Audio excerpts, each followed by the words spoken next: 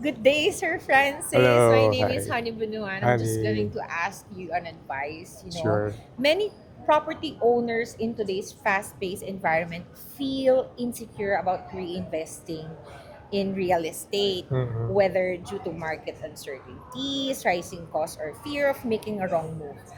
Drawing from your idea of reset, reinvent, and rise, and your encouragement to learn, unlearn, relearn, what mindset shifts or practical steps would you advise for owners who are hesitant to reinvest in the property? There's an age-old philosophy that a lot of younger generations fail to understand. Mm-hmm. That's why I love the Chinese proverb that says, Ooh.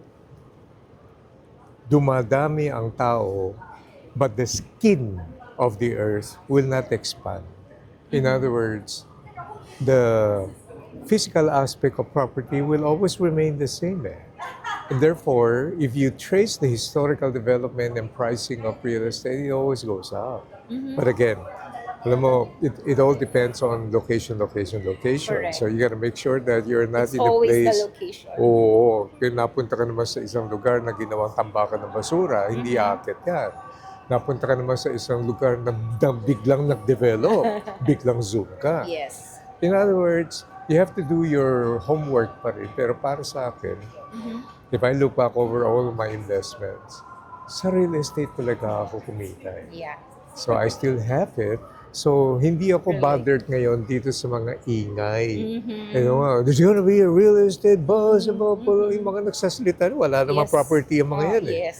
So you have to do your homework and you also have to not give up on that particular investment. Kasi number one, yes, hello, yeah, mag-i-invest po yan.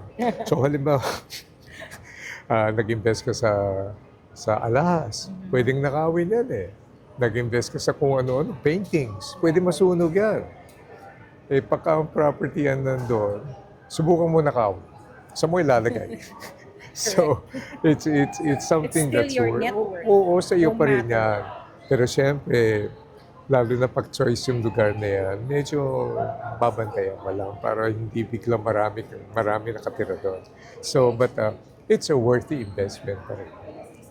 Thank you very You're much, Francis welcome. Kong, and hope to see you again next Sige pa. year. Thank Thank you so you. much. Thank you.